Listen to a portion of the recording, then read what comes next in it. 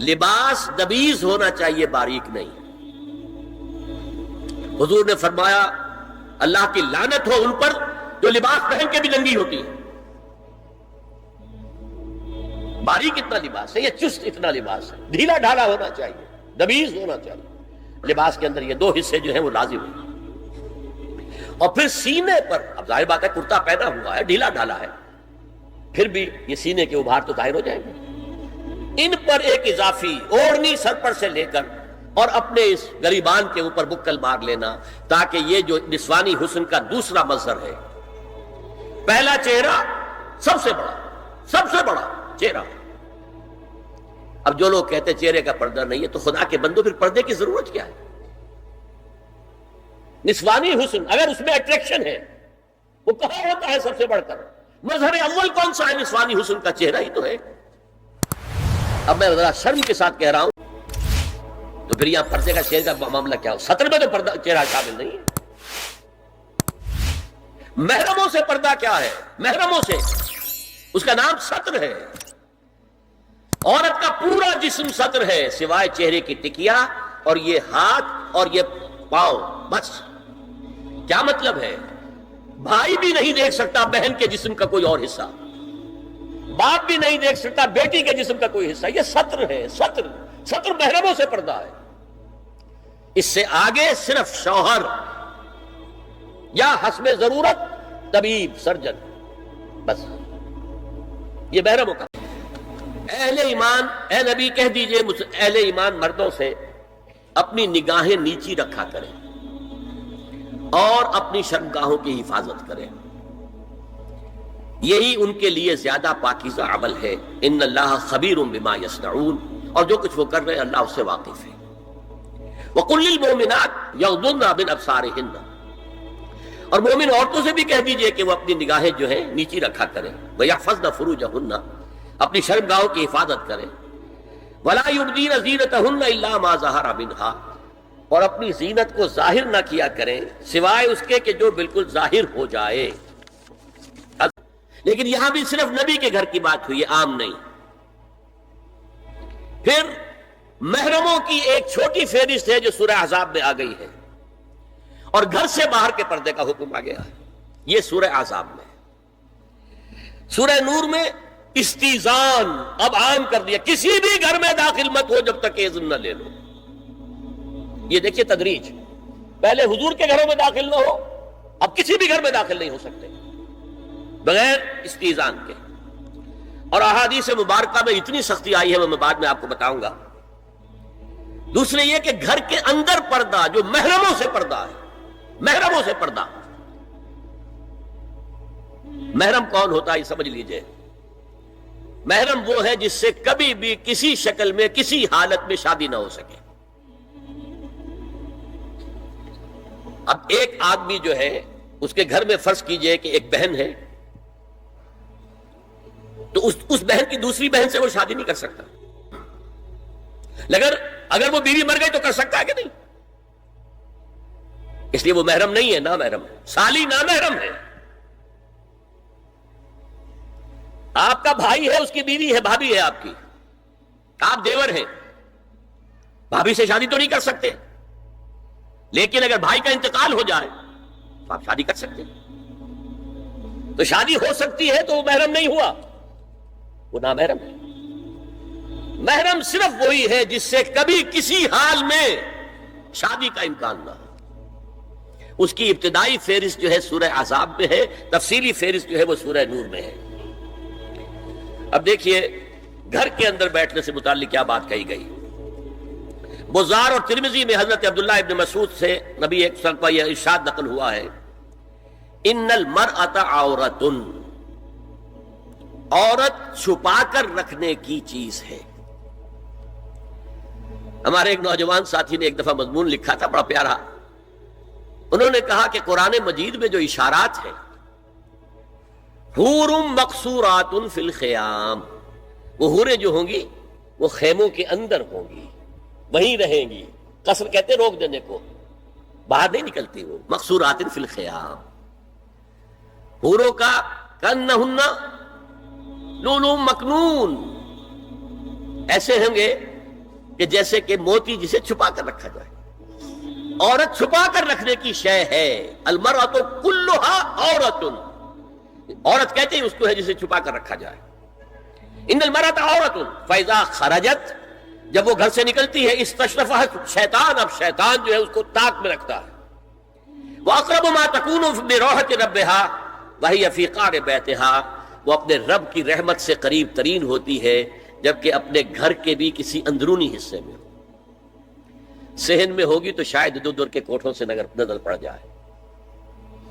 اسی لیے فرمایا مردوں کے لیے مسجد میں نماز افضل 28 گنا، اور عورت کے لیے گھر کی نماز مسجد سے افضل، گھر کے صحن کی مسجد سے افضل، دالان کی صحن سے افضل، کمرے میں اس سے افضل، اور کمرے کی کوئی بغلی کوٹھڑی ہے تو اس میں سب سے افضل. یہ احادیث نبی اکرم صلی اللہ علیہ وسلم. مزاج ہے نا، اس سے بن رہا ہے، ایک معاشرت وجود میں آ رہی ہے. یہ ساری چیزیں کیوں آ رہی ہیں؟ اور سنیے، عبداللہ ابن احمد ابن حنبل نے زوائد الزہد میں اور ابن ابی شیبہ نے ابن سعد نے اپنی کتابوں میں مسروق کی روایت نقل کی ہے کہ حضرت عائشہ جب تلاوت قرآن کرتے ہوئے اس آیت پر پہنچتی تھی وَقَرْنَ فِي بُيُوتِكُنَّ، تو بے اختیار رو پڑتی تھی. قرآن کہتا ہے اپنے گھروں میں رہو. حضرت عائشہ نے شہادت عثمان کے بعد باہر نکل کر لشکر کی قیادت کی. پھر ساری عمر افسوس رہا کہ میں نے غلط کام کیا. دیکھیے کیا معاملہ تھا. حضرت علی رضی اللہ تعالیٰ سے جنگ کی تھی، 10,000 آدمی ایک رات میں مرے، لیکن حضرت علی کا کردار کیا تھا؟ یہ نہیں کہ اب عائشہ شکست ہو گئی ہے تو لوڈی بنا لو. انا للہ و انا الیہ راجعون. اتنا احترام کیا ہے، مدینے کی چند عورتوں کو ساتھ دے کر بڑے احترام سے مدینے پہنچا دیا، وہاں کی عورتوں، کوفے کی عورتوں کو ساتھ دے کر، اور صرف یہ کہا کہ آپ کی یہ ذمہ داری نہیں تھی، آپ نے یہ ذمہ داری خام خواہ لے لی. صرف یہ، اور کچھ نہیں، کوئی ملامت.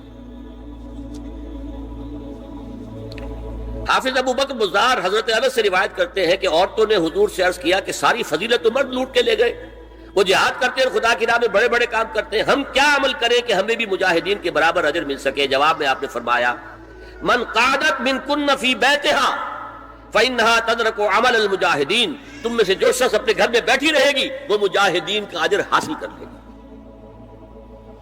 یہ ایک ہوا کا رخ ہے، بتایا جا رہا ہے، یہ نظام ہے جس کو اس شکل میں دیا جا رہا ہے. اب میں چاہتا ہوں سورہ احزاب کی جو آیات ہیں ان کے حوالے سے کچھ باتیں جو حکمت دین کی ہیں اور بہت اہم ہیں وہ آپ کے سامنے آ جائیں. دیکھیے میں نے سب سے پہلے آیت پڑھی تھی لَقَدْ كَانَ لَكُمْ فِي رَسُولِ اللَّهِ أُسْوَةٌ حَسَنَةٌ. اے مسلمانوں تمہارے لیے اللہ کے رسول کی زندگی میں ایک بہترین نمونہ ہے، اسوہ حسنہ ہے. ایک بات اس میں غور طلب ہے، مردوں کے لیے تو اسوہ کامل ہے. مرد اگر سپہ سالار ہے تو اسوہ موجود ہے حضور کا، مرد اگر صدر ریاست ہے، خلیفہ ہے تو اسوہ موجود ہے رسول کا، کوئی قاضی القضات ہے تو اسوہ موجود ہے رسول کا، کوئی کسی مسجد میں خطیب ہے، امام ہے تو اسوہ موجود ہے، باپ کی حیثیت سے اسوہ موجود ہے، شوہر کی حیثیت سے اسوہ موجود ہے کہ نہیں؟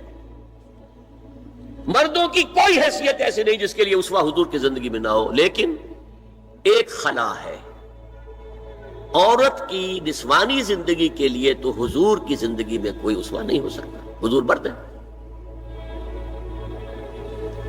یہ ہے فلسفہ، یہ ہے حکمت دین کہ جس صورت میں یہ آیت آئی لَقَدْ كَانَ لَكُمْ فِي رَسُولِ اللَّهِ أُسْوَةٌ حَسَنَةٌ لِمَنْ كَانَ يَرْجُو اللَّهَ وَالْيَوْمَ الْآخِرَ وَذَكَرَ اللَّهَ كَثِيرًا. اے لوگو، اے مسلمانوں، تمہارے لیے اللہ کے رسول کی زندگی میں ایک اسوہ کامل ہے، عمدہ اسوہ ہے ہر اس شخص کے لیے جو اللہ کا امیدوار ہے اور یوم آخر کو بھی مانتا ہے اور اللہ کا ذکر کرتا ہے کثرت سے. اب اس خلا کو پر کیسے کیا جائے؟ حضور کی ازواج کو بنایا گیا اسوہ خواتین کے لیے، اور یہی ایک بہت سی اور بھی حکمتیں ہوں گی. ایک حکمت یہی تعدد ازدواج میں ہے، اور حضرت عائشہ کی اتنی کم عمر میں شادی کرنے میں ہے کہ دیر تک وہ امت کو پڑھاتی رہی، شوہر اور بیوی کے درمیان خالص پرائیویٹ معاملات کے اندر بھی ہدایت دیتی رہی. آخر وہ بھی انسان کی ضرورت ہے کہ نہیں؟ آپ کو معلوم ہے ایک مرتبہ بعض صحابہ نے آ کر کہا حضور یہ یہودی جو ہیں ہم پر طنز کرتے ہیں کہ تمہارے نبی تمہیں بڑی چھوٹی چھوٹی باتوں کا حکم دیتے ہیں. آپ نے فرمایا کیوں؟ ہاں ہمارے نبی نے تو ہمیں استنجا کرنا بھی سکھایا. بجائے کسی کمپلیکس کے انفیریورٹی کے سپیریورٹی کی بات کرو. استنجا ضروری شے نہیں ہے، گندگی سے نجات پانا ضروری شے نہیں ہے، طہارت ضروری شے نہیں ہے. ہمارے نبی نے تو استنجا کرنا بھی سکھایا. تو تعلق زن و شو کون بتائے گا؟ حضور بتائیں گے کسی کو؟ ازواج کو ضرورت ہوتی ہے. بڑا مسئلہ ہے، روزے میں کہاں تک جا سکتا ہے انسان؟ آخر کون بتائے گا؟ ازواج مطہرات نے بتایا. تو اسوہ بنانے کے لیے دیکھیے یہ آیات آئی ہیں. یہ 3 آیتیں سورہ احزاب کی یوں سمجھیے کہ نچوڑ ہے اس مسئلے میں. یا نساء النبی لستن کاحد من النساء، اے نبی کی بیویوں تم عام عورتوں کے مانند نہیں ہو. تو کیا وہ عورتیں نہیں تھیں؟ عورتیں تو تھیں. کیا ان کے احساسات عورتوں والے نہیں تھے؟ وہ تو تھے. کیا بات ہے؟ تم نبی کی بیویاں ہو، تمہیں اسوہ بننا ہے. ان اتقیتن فلا تخضعن بالقول، اگر تمہیں واقعی اللہ کا تقوی اور خوف ہے تو کسی اجنبی سے اگر بات کرنے کی ضرورت پیش آ جائے تو اپنی آواز میں لوچ مت پیدا کرو. فَيَطْمَعَ الَّذِي فِي قَلْبِهِ مَرَضٌ، کہ جس شخص کے دل میں کوئی روگ ہے، گندگی ہے، وہ کوئی آس لگا بیٹھے کہ یہ جو مجھ سے گفتگو کر رہی ہیں، جس انداز میں کر رہی ہیں، جس لگاوٹ کے ساتھ کر رہی ہیں، تو کوئی نہ کوئی موقع ہے میرے لیے. اِنَّا لِلَّهِ وَإِنَّا إِلَيْهِ رَاجِعُونَ. کڑک آواز میں بات کرو. وَقُلْنَ قَوْلًا مَعْرُوفًا، اور معروف بات کہو صرف، اس سے آگے بڑھنے کی کوئی ضرورت نہیں. وَقَرْنَ فِي بُيُوتِكُنَّ وَلَا تَبَرَّجْنَ تَبَرَّجَ الْجَاهِلِيَّةِ الْأُولَىٰ، اور قرار پکڑو اپنے گھروں میں، وقار کے ساتھ رہو اپنے گھروں میں. تمہاری اصل جگہ گھر ہے، باہر نکلنا تمہارا کام نہیں ہے. ہاں ضرورت ہو سکتی ہے، اس کا بعد میں ذکر آ جائے گا، لیکن فلسفہ کیا ہے؟ عورت کی اصل جگہ اس کا گھر ہے. جو ڈیوٹیز کی تقسیم کر دی گئی ہے اللہ کی طرف سے، اس میں عورت کا اصل مقام اس کا گھر ہے. میں حدیث سنا چکا ہوں کہ جب گھر سے عورت نکلتی ہے تو شیطان تاکتا ہے اس کو، اور پھر ظاہر بات ہے کہ اس سے جو فتنے پیدا ہوتے ہیں وہ سب شیطان کے ذریعے سے ہوتے ہیں. وَلَا تَبَرَّجْنَ تَبَرُّجَ الْجَاهِلِيَّةِ الْأُولَىٰ، اور جو جاہلیت تھی، اسلام کے آنے سے پہلے کا جو دور تھا، اس میں جس طرح تم بند سنور کر اور لوگوں کی نگاہوں میں آنے کے لیے نکلتی تھی، اب وہ طریقہ اختیار نہ کرو. دیکھیں یہ بھی ایک بڑا نفسیاتی نقطہ ہے. مرد کے اندر قوت ہے، وہ اپنی قوت کا ظہور چاہتا ہے.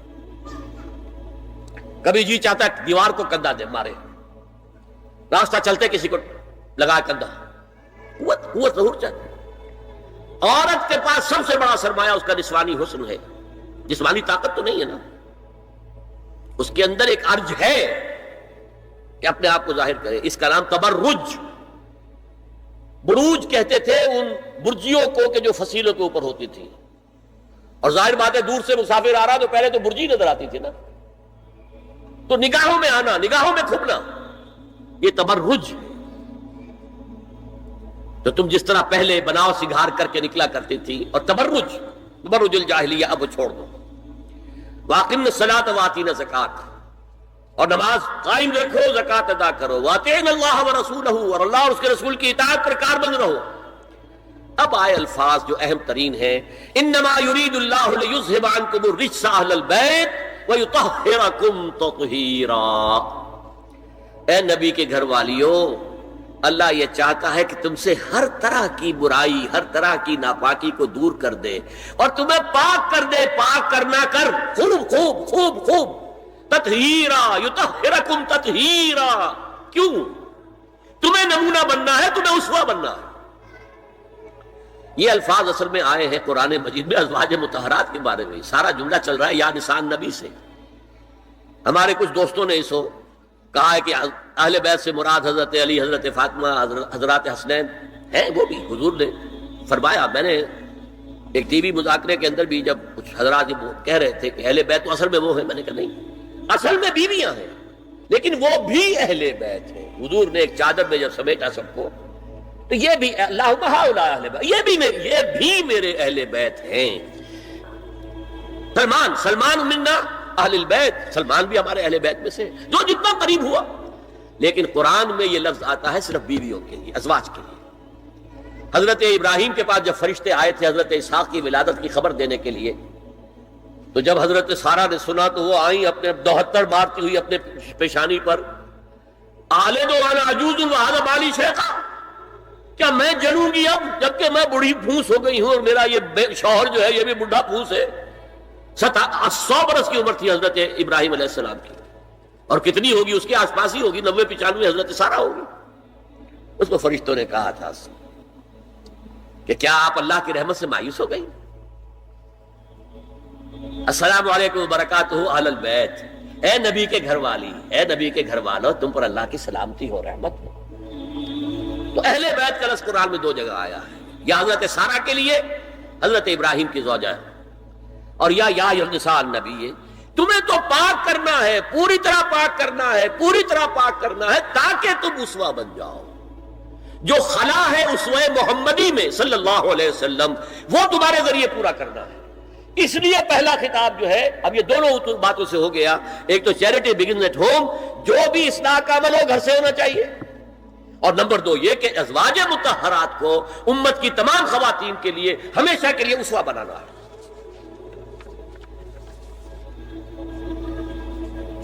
اسی طریقے سے استیزان کا معاملہ بھی آیا ہے، لیکن وہ بھی صرف نبی کے گھروں تک آ رہا ہے. یا ایھا الذین آمنوا لا تدخلوا بیوت النبی حتی یؤذن لکم، اہل ایمان نبی کے گھروں میں داخل نہ ہوا کرو جب تک کہ اذن نہ دیا جائے. یہ پرائیویسی، گھر کی پرائیویسی، اس پر میں تفصیل سے بعد میں بات کروں گا، چونکہ تفصیل اس کی آئی ہے سورہ نور میں. میں نے عرض کیا نا، ان احکام کا آغاز ہوا جیسے شراب کی حرمت، آغاز سورہ بقرہ، پھر سورہ نساء، پھر سورہ مائدہ. اسی طرح اس کا اختتام جو ہوا ہے وہ سورہ نور میں ہے. تو مت داخل ہوا کرو. اور اس کے بعد فرمایا وَإِذَا سَأَلْتُمُوهُنَّ مَتَاعًا فَاسْأَلُوهُنَّ مِنْ وَرَاءِ حِجَابٍ، اور دیکھو اگر نبی کی بیویوں سے کوئی چیز مانگنی ہو تو پردے کی اوٹ سے مانگو. یہ حجاب کا لفظ آیا ہے جس کو کہا جاتا ہے کہ حجاب کا کوئی حکم قرآن میں ہے ہی نہیں. پہلے وہاں کے گھر کھلے ہوتے تھے، دروازوں پر کوئی پردہ وردہ نہیں ہوتا تھا، اور گھر کوئی کنالوں کے اور ایکڑوں کے تو نہیں ہوتے تھے، چھوٹے چھوٹے گھر. لیکن یہاں پر فرما دیا گیا پردے، اس کے بعد سے جب سے یہ آیت اتری گھروں کے اوپر پردے ڈال دیے گئے. اب ظاہر بات ہے کہ اس میں چہرے کا پردہ ہی ہوا نا، چہرے کا پردہ ہے حجاب. اسی کو حضرت عائشہ نے آیت الحجاب قرار دیا ہے. اور پھر دیکھیے جو ریئلزم ہے، ریئلزم میں نے کہا تھا نا کہ اللہ نے بھی فرمایا کہ سب سے زیادہ محبت انسان میں عورت کی ہے. حب زین للناس حب الشہوات من النساء، اور پھر اس کے بعد نبی کا رشتہ. حضور نے فرمایا حبب الیہ النساء والطیب.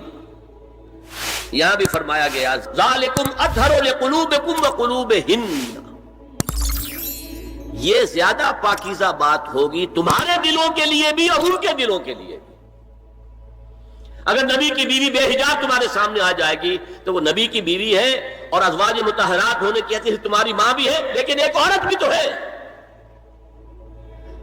اور تم چاہے صحابی ہو، کچھ بھی ہو، تم مرد بھی تو ہو. یہ مرد اور عورت کے درمیان جو کشش ہے یہاں بھی اس کا ساتھ.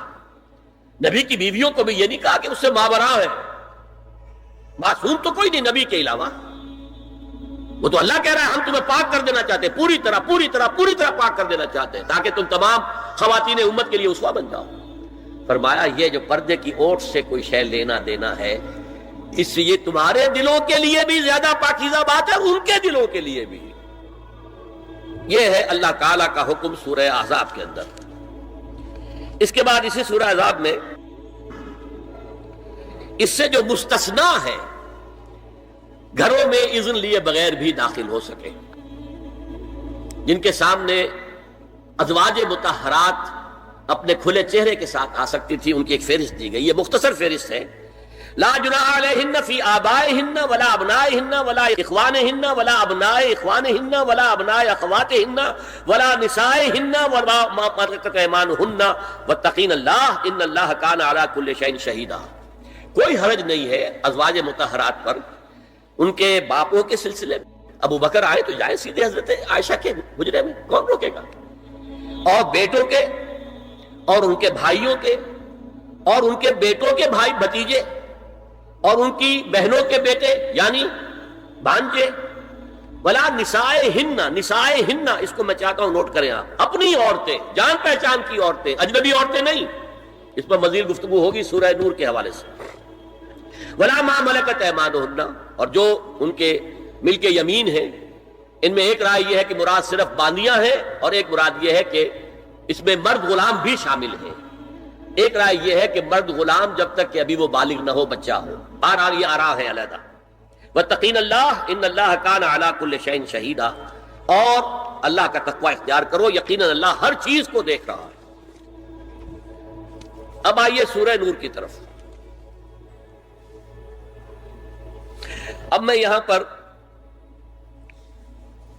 سورہ نور میں آغاز جو ہوا ہے سورہ نور کا، وہ سب کو معلوم ہے، زنا کی کیا حد ہے، سزا کیا ہے۔ غیر شادی شدہ زانی یا زانیہ، اس کی سزا 100 کوڑے، اور اگر کوئی الزام لگائے اور ثبوت پیش نہ کر سکے، 4 گواہ نہ لا سکے، تو قذف کی حد کیا ہے، 80 کوڑے۔ اس کے بعد اصل میں جو زنا کا سد باب کرنے کے لیے احکام ہے وہ آئے ہیں۔ چنانچہ اس میں سب سے پہلے کیا ہوا، استیزان کا حکم بڑی تفصیل کے ساتھ آیا، بہت تفصیل کے ساتھ آیا۔ یا ایھا الذین آمنوا لا تدخلوا بیوتا غیر بیوتکم حتی تستأنسوا وتسلموا علی اہلها ذالکم خیر لکم لعلکم تذکرون۔ اہل ایمان مت ہرگز مت داخل ہو اپنے گھروں کے علاوہ کسی اور گھر میں جب تک کہ تم ان کے ساتھ مانوس نہ ہو جاؤ، اذن نہ لے لو، ان پر سلام نہ کرو، یہی تمہارے لیے خیر بہتر ہے۔ اس کے بعد تفصیل آئی ہے، اس میں میں اس وقت نہیں جا رہا ہوں۔ اور جو لوگ اس پر عمل نہیں کرتے ان کے بارے میں قرآن مجید کیا کچھ اطلع علیک بغیر اذن فخذفتہ بحصاۃ ففقعت عینہ ما کان علیک من جناح، متفق علیہ، بخاری اور مسلم دونوں کی ہے۔ اگر کوئی شخص تمہارے گھر میں بغیر اجازت کے داخل ہو جائے اور تم اس کی سزا کے طور پر اس پر کنکریاں پھینکو اور اس کی آنکھ پھوٹ جائے کنکری سے، تو تم پر کوئی گناہ نہیں ہے۔ بغیر اجازت کے گھر میں آ گیا ہے، بغیر اذن کے، بغیر استئذان کے، کنکریاں مارو اور کنکری سے آنکھ پھوٹ جائے، فما کان علیک من جناح، کوئی حرج نہیں۔ اسی طرح آیا ہے من اطلع دار قوم بغیر اذنہم ففقعوا عینہ فقد حضرت عینہ، یہ ابو داؤد کی روایت ہے۔ جو شخص بغیر اذن لیے کسی کے گھر میں داخل ہوا ہے اور اگر اس نے اس کی آنکھ پھوڑ دی تو اس کے اوپر کوئی ہرجانہ نہیں ہے، کوئی اس کی دیت نہیں، کوئی ہرجانہ نہیں۔ اجازت لینے کے ضمن میں کیا ہے، حضور نے طریقہ بتایا، 3 مرتبہ پکارنے کی حد مقرر کر دی، فرمایا اگر تیسری مرتبہ پکارنے پر بھی جواب نہ آئے تو واپس ہو جاؤ۔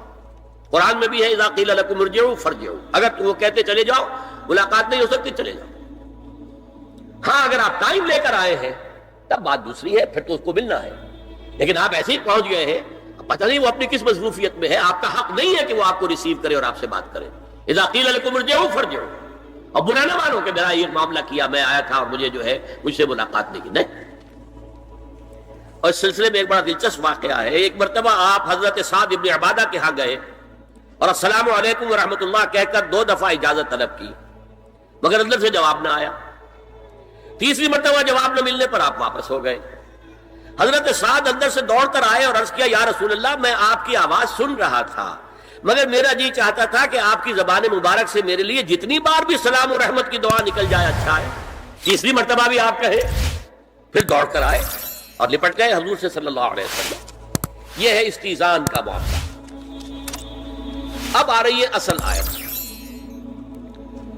قل للمؤمنین یغضوا من ابصارہم ویحفظوا فروجہم ذلک ازکی لہم ان اللہ خبیر ما یصنعون وَقُلْ لِلْمُؤْمِنَاتِ يَغْضُضْنَ مِنْ أَبْصَارِهِنَّ وَيَحْفَظْنَ فُرُوجَهُنَّ وَلَا يُبْدِينَ زِينَتَهُنَّ إِلَّا مَا ظَهَرَ مِنْهَا وَلْيَضْرِبْنَ بِخُمُرِهِنَّ عَلَى جُيُوبِهِنَّ وَلَا يُبْدِينَ زِينَتَهُنَّ إِلَّا لِبُعُولَتِهِنَّ أَوْ آبَائِهِنَّ أَوْ آبَاءِ بُعُولَتِهِنَّ أَوْ أَبْنَائِهِنَّ أَوْ أَبْنَاءِ بُعُولَتِهِنَّ أَوْ إِخْوَانِهِنَّ أَوْ بَنِي إِخْوَانِهِنَّ أَوْ بَنِي أَخَوَاتِهِنَّ أَوْ نِسَائِهِنَّ أَوْ مَا مَلَكَتْ أَيْمَانُهُنَّ أَوِ التَّابِعِينَ غَيْرِ أُولِي الْإِرْبَةِ مِنَ الرِّجَالِ أَوِ الطَّفْلِ الَّذِينَ لَا يَظْهَرُونَ عَلَى عَوْرَاتِ النِّسَاءِ وَلَا يَضْرِبْنَ بِأَرْجُلِهِنَّ لِيُعْلَمَ مَا يُخْفِينَ مِنْ زِينَتِهِنَّ وَتُوبُوا إِلَى اللَّهِ جَمِيعًا أَيُّهَا الْمُؤْمِنُونَ لَعَلَّكُمْ تُفْلِحُونَ. یہ لمبی آیت ہے. اہل ایمان، اے نبی کہہ دیجئے اہل ایمان مردوں سے اپنی نگاہیں نیچی رکھا کریں اور اپنی شرمگاہوں کی حفاظت کریں. یہی ان کے لیے زیادہ پاکیزہ عمل ہے. ان اللہ خبیر بما یصنعون، اور جو کچھ وہ کر رہے ہیں اللہ اس سے واقف ہے. وَقُلْ لِلْمُؤْمِنَاتِ يَغْضُضْنَ مِنْ أَبْصَارِهِنَّ، اور مومن عورتوں سے بھی کہہ دیجئے کہ وہ اپنی نگاہیں جو ہیں نیچی رکھا کریں. وَيَحْفَظْنَ فُرُوجَهُنَّ، اپنی شرمگاہوں کی حفاظت کریں. وَلَا يُبْدِينَ زِينَتَهُنَّ إِلَّا مَا ظَهَرَ مِنْهَا، اور اپنی زینت کو ظاہر نہ کیا کریں سوائے اس کے کہ جو بالکل ظاہر ہو جائے، خود ظاہر ہو. دیکھیے سب سے پہلے میں آپ کو بتا چکا ہوں کہ یہ گھر کے اندر کا پردہ ہے. نگاہیں نیچی رکھنا گھر کے مرد بھی اور گھر کی عورتیں بھی. یہ کیوں کہا گیا؟ آج آپ کے علم میں نہیں ہوگا انسیسٹ کس قدر تیزی سے پھیل رہا ہے مغرب کے اندر. انسیسٹ کہتے ہیں باپ کا اپنی بیٹی سے ملوث ہو جانا، ماں کا اپنے بیٹے سے ملوث ہو جانا، بہن بھائیوں کا آپس میں زناکاری کرنا، یہ انسیسٹ کہلاتا ہے. اس وقت امریکہ میں سب سے زیادہ جو پریکٹس ہے وہ سائیکیٹرسٹ کی ہے. بڑی فیسیں ہیں، بڑی دوائیں ہیں. جو فارماسیوٹیکل انڈسٹری ہے اس میں بھی سب سے زیادہ فلرشنگ وہ دوائیں ہیں کہ جو ذہنی امراض کی. اور مجھ سے وہاں کئی سائیکیٹرسٹ نے کہا ذہنی امراض کا سب سے بڑا سبب انسیسٹ ہے. بیٹی سے زنا کیا ہے باپ نے، بیٹی کے دل پر جو داغ لگ گیا ہے اس کا دماغی توازن ٹھیک نہیں رہتا. بہن سے زنا کیا بھائی نے، اور یہ نہ سمجھیے کہ آپ کے ہاں نہیں ہو رہا، یہ وبا آ چکی ہے. کہیں آپ نے اخبار میں پڑھا ہوگا بیٹی نے جا کر تھانے میں خبر دی کہ باپ نے میرے ساتھ یہ حرکت کی. یہ ساری چیزیں آج ہو رہی ہیں ہمارے. اس لیے کہ جب زنا کے جو دوائی ہیں، داعیات ہیں، جو زنا کی ترغیب ہے وہ پھیلی ہوئی ہوگی، عام ہوگی، تو راستے نکالے گا. گھروں میں مرد بھی اپنی نگاہیں نیچی رکھیں. کیا مطلب؟ باپ بھی اپنی بیٹی کو گھور کر نہ دیکھے. بیٹی بیٹی ہے، لڑکی ہے. جوان بھائی بھی اپنی جوان بہن کو گھور کر نہ دیکھا. نگاہیں نیچی رکھو. یہ نگاہیں نیچی رکھنا بازار میں چلتے ہوئے نہیں ہے، وہ تو سوسائڈ ہو جائے گی، موت آ جائے گی. کوئی گاڑی آپ کو روک دے گی. یہ گھر کے اندر ہے. اور اس لیے ہے کہ بہرحال باپ مرد ہے، بیٹی عورت ہے. میں نے آپ کو فرائیڈ کی بات بتا دی ہے. وہ تو کہتا ہی ہے کہ باپ اگر محبت بری نگاہ بیٹی پر ڈال رہا ہے اس میں سیکس ہے، سیکس کا جذبہ ہے. اگر ماں بیٹے پر محبت بری نگاہ ڈال رہی ہے تو سیکس ہے. ایڈیپس کمپلیکس مشہور ہے اس کا. لیکن اپنی جگہ یہ ہے کہ باپ مرد ہے، بیٹی عورت ہے، بھائی مرد ہے، بہن عورت ہے. لہذا گھروں کے اندر بھی اپنی نگاہوں کو نیچا رکھو. میں آپ کو قول سنا چکا ہوں مولانا فراہی کا. اسلائی صاحب نے کہا جب مولانا فراہی نے مجھ سے یہ کہا کہ اصل میں سورہ احزاب میں گھر کے باہر کا پردہ ہے اور سورہ نور میں گھر کے اندر کا پردہ ہے، تو کہتے میری آنکھیں کھل گئیں اور چابی مل گئی، کلید مل گئی ان آیات کو سمجھنے کی، ان کی اصل پس منظر کو، حقیقت کو جاننے کا راستہ کھل گیا. تو یہ جو ہے غض بصر، یہ باہر کے لیے نہیں ہے، یہ گھر کے اندر کے لیے ہے. بیٹی کا آخر جوان ہو رہی ہے، اس کے سینے کے اوپر کچھ غبار آ رہا ہے، اس کو گھور کر مت دے، نگاہ نیچے کرو. قل للمؤمنین یغضوا من ابصارهم ویحفظوا فروجهم ذلک ازکی لهم ان اللہ خبیر بما یصنعون. نوٹ کر لیجئے کہ یہ کہاں ہو رہا ہے؟ گھر میں داخلے کے بعد. گھر میں داخلہ اجازت سے، اور داخلہ ہوگا صرف محرموں کا. گھر کے اندر جو ہے وہ نامحرم تو نہیں آئے گا.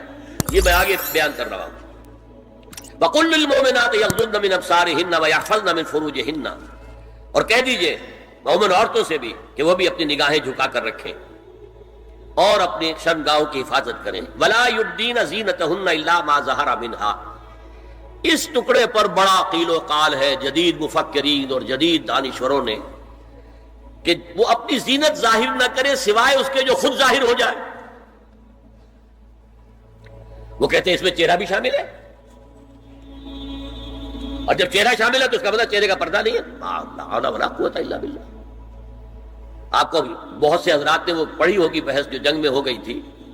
ایک صاحب وہ انسٹیٹیوٹ آف پالیسی اسٹڈیز اس کے اسکالر ہیں، ریسرچ کا، انہوں نے لکھ دیا کہ الا ما ظہر منہا میں چہرہ ظاہر ہے، شامل ہے، لہذا پردہ نہیں ہے. اور ارشاد احمد حقانی صاحب نے بھی زوردار اس کے اوپر جو ہے وہ تائید لکھ دی، اور گویا کہ کہا کہ اب تو مسئلہ ہی طے ہو گیا. جب ایک ریسرچ اسکالر کہہ رہا ہے تو یہ مولوی ملاٹے جو کہتے پڑھتے ہیں کہ یہ عورت کا جو چہرے کا پردہ ہے، تو بات ختم ہو گئی. The matter is کلچڈ.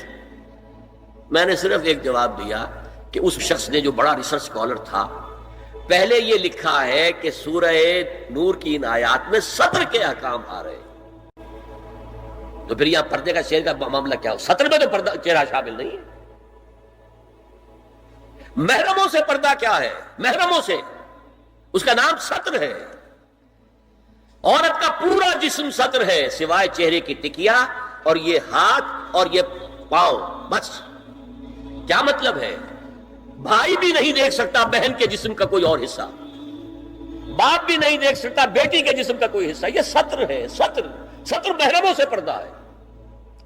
اس سے آگے صرف شوہر یا حسب ضرورت طبیب، سرجن، بس. یہ محرموں کا. گھر میں عورت رہے گی تو سطر کے ساتھ رہے گی. محرم آئیں گے، چچا اس کا محرم ہے، آئے گا، لیکن وہ بھی تو مرد ہے نا. چہرہ تو نہیں ڈھانپے گی لیکن محرم ہے، لیکن باقی جسم سطر. عورت کا پورا جسم سطر ہے سوائے چہرے کی ٹکیا. بال بھی سطر میں شامل ہے. سر پر وہ سکارف جو آج کل بنا ہوا ہے، بہت بڑا مسئلہ، انہوں نے چہرے کو نکال دیا، صرف سکارف سمجھا ہوا پر حجاب کہتے ہیں. حالانکہ وہ حجاب پورا تو نہ ہوا، وہ صرف ایک حصہ ہے، لیکن ایک حصہ صحیح ہے. سر کے بال جو ہے وہ چھپے ہونے چاہیے، یہ سطر میں شامل ہے. چہرے کی ٹکیا ہے جو سطر سے باہر ہے. ہاتھ ہے پونچوں سے باہر، اور پیر ہے ٹخنوں سے نیچے، بس. اللہ اللہ خیر. تو فرمایا ما ظہر منہا من زینتہن میں الا ما ظہر منہا میں کیا کیا چیزیں آ سکتی ہیں. دیکھیے، اگر عورت پوری کی پوری برقعے کے اندر ملبوس ہے، چہرے پر بھی نقاب ہے، آنکھوں کے آگے بھی یا جالی ہے یا کوئی چشمہ ہے، تو پھر بھی اس کے حسن کا ایک حصہ وہ ہے جو ظاہر ہے. اگر طویل القامت ہے، قد و قامت، یہ حسن کا حصہ ہے کہ نہیں؟ وہ کہاں چھپائے گا؟ اور غالب نے جو شعر کہا ہے، تیرے سرو قامت سے ہی قد آدم قیامت کے فتنے کو کم دیکھتے ہیں. سرو قد عورت. اسی طرح جسم سے ڈول ہے، اکیرا بدن ہے، یہ تو نہیں چھپے گا. عورت موٹی ہے، کیسی ہے، جسم جو غیر متناسب ہے، یہ تو نہیں چھپے گا. متناسب ہے اعضاء، قداور ہے، اکیرا بدن ہے. یہ ہے وہ چیزیں کہ جو حجاب کے سلسلے میں ما ظہر منہا. یہاں ہو رہا ہے کہ یہ سطر کے سلسلے میں ہے ما ظہر منہا، زینت کا، اور وہ چہرہ ہے. لیکن اب اس میں ایک اور بات، وَلْيَضْرِبْنَ بِخُمُرِهِنَّ عَلَى جُيُوبِهِنَّ. یہ بھی گھر کے اندر کی بات ہو رہی ہے. کیونکہ میں پہلے بتا چکا ہوں، جلباب ہوتا تھا جب گھر سے باہر نکلتی تھی عورت، تو وہ اپنی چادر لپیٹتی تھی اپنے گرد، چہرہ نہیں ڈھانپتی تھی. صرف چہرے کا حکم دیا گیا اس کے ضمن میں. وہ سورہ احزاب کی آیت ہے، وہ رہ گئی، وہ میں بیان کروں گا. اور خمار اوڑھنی ہوتی تھی جو گھر میں اوڑھتی تھی. گھر میں ظاہر بات ہے کہ جلباب تو نہیں لیا جا سکتا، آخر گھر کا کام کاج کرنا ہے. ہلکی سی اوڑھنی تو وہ گھر میں. لیکن فرمایا وَلْيَضْرِبْنَ بِخُمُرِهِنَّ عَلَى جُيُوبِهِنَّ. اور انہیں چاہیے کہ اپنی اوڑھیوں کے، بکل اوڑھنیوں کے، اپنے سینوں کے اوپر، گریبانوں کے اوپر بھی مار لیا کریں، تاکہ یہ سینے کے جو ابھار ہیں ان کو ایک ایڈیشنل کور مل جائے. دیکھیے سطر کا تقاضے کیا گن لی.